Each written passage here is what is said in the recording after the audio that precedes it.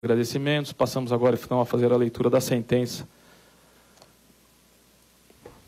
Alexandre Alves Nardoni e Ana Carolina Trota Peixoto de Jatobá, qualificados nos autos, foram denunciados inicialmente pelo Ministério Público pela prática do crime de homicídio triplamente qualificado, praticado em 29 de março de 2008, por volta de 23 horas e 49 minutos, na rua Santa Leocádia, 138, apartamento 62, Vila Isolina Mazei, nesta capital, em relação à vítima Isabela Oliveira Nardoni. Foram denunciados também pela prática do crime conexo de fraude processual. Após regular processamento do feito em juízo, os réus acabaram sendo pronunciados nos termos da denúncia, emetendo-se assim a causa ao julgamento ao Tribunal do Júri, cuja decisão foi mantida em grau de recurso. Por esta razão, os réus foram então submetidos ao julgamento perante esse egresso segundo Tribunal do Júri da capital, deste Fórum Regional de Santana, após 5 dias de trabalhos, acabando esse conselho de sentença, de acordo com o termo de votação anexo, reconhecendo que os acusados praticaram em concurso um crime de homicídio contra a vítima Isabela Oliveira de Melo, Isabela Oliveira Nardoni, pessoa menor de 14 anos, triplamente qualificado pelo meio cruel, pela utilização de recursos que dificultou a defesa da vítima e para garantir a ocultação do delito anterior, ficando assim afastada a tese única sustentada pela defesa dos réus em plenário de negativa de autoria. Além disso, reconheceu ainda esse conselho de sentença que os réus também praticaram naquela mesma ocasião o crime conexo de fraude processual qualificado. Em razão dessa decisão, passa a decidir sobre a pena a ser imposta a cada um dos acusados em relação a este crime de homicídio, pelo qual foram considerados culpados pelo Conselho de Sentença. Uma vez que as condições judiciais do artigo 59 do Código Penal não se mostram favoráveis em relação a ambos os acusados, suas penas básicas devem ser fixadas um pouco acima do mínimo legal. Isso porque a culpabilidade, a personalidade dos agentes, as circunstâncias e as consequências que cercaram a prática do crime, no presente caso concreto, excederam a previsibilidade do tipo legal, exigindo assim a exasperação de suas reprimendas nesta primeira fase de fixação da pena, como forma de reprovação social à altura que o crime e os autores do fato merecem. Com efeito, as circunstâncias específicas que envolveram a prática do crime ora em exame demonstram a presença de uma frieza emocional, uma insensibilidade acentuada por parte dos réus, os quais, após terem passado um dia relativamente tranquilo ao lado da vítima, teriam, ao final daquele dia, investido de forma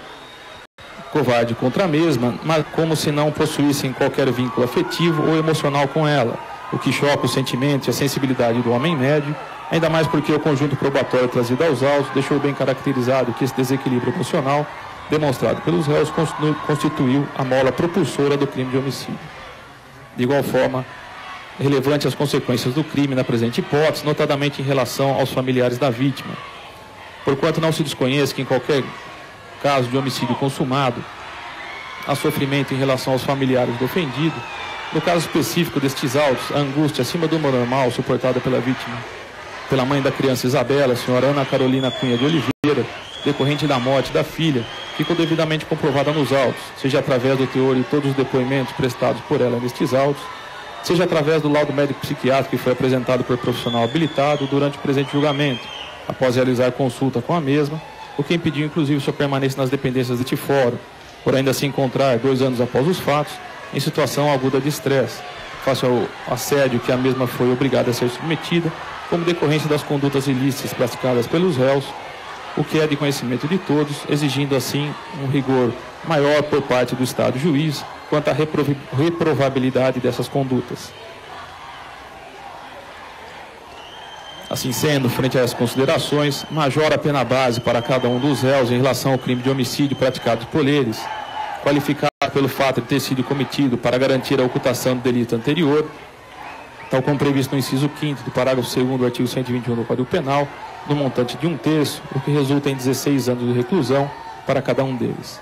Como se trata de homicídio triplamente qualificado, as outras 2 qualificadoras de utilização de meio cruel e recurso que dificultou a defesa da vítima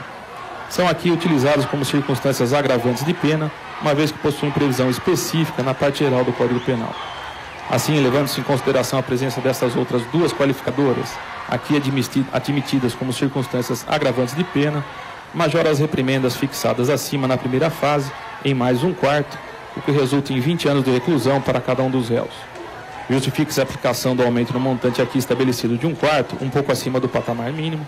posto que tanto a qualificadora do meio cruel foi caracterizada na hipótese através de duas ações autônomas, asfixia e sofrimento intenso, como também em relação à qualificadora da utilização do recurso, que impossibilitou a defesa da vítima, devido à surpresa na esganadura e o lançamento inconsciente na defenestração.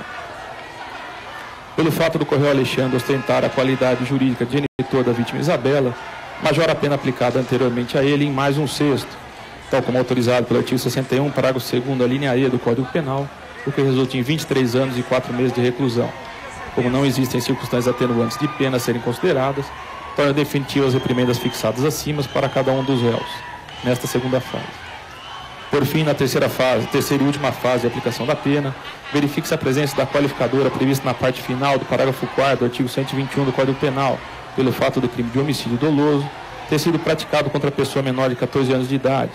Daí porque majora novamente as reprimendas estabelecidas acima em mais um terço, o que resulta em 31 anos, 1 mês e 10 dias de reclusão para o Correio Alexandre e 26 anos e 8 meses de reclusão para a Correia Ana Jatobá. Como não existem outras causas de aumento ou diminuição de pena a serem consideradas, torna definitiva as reprimendas fixadas acima. Quanto ao crime de fraude processual, para o qual os réus também teriam concorrido, verifique-se que a reprimenda nesta fase de fixação deve ser estabelecida um pouco acima do mínimo legal, já que as condições judiciais do artigo 59 não lhes são desfavoráveis, como já discriminado anteriormente, motivo pelo qual majora em 1/3 a pena base prevista para este delito, o que resulta em 4 meses de detenção e 12 dias multa, sendo que o valor unitário de cada dia multa deverá corresponder a 1/5 do valor do salário mínimo, uma vez que os réus demonstraram, durante o transcurso da presidiação penal, possuírem um padrão de vida compatível com o patamar aqui fixado.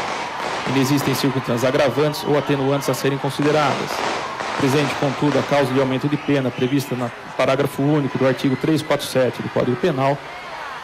pelo fato da fraude processual ter sido praticada pelos réus com o intuito de produzir efeito em processo penal ainda não iniciado, as penas estabelecidas acima devem ser aplicadas em dobro, o que resulta numa pena final para cada um deles para esse delito de 8 meses de detenção e 24 dias multa, mantido o valor de cada dia multa estabelecido acima.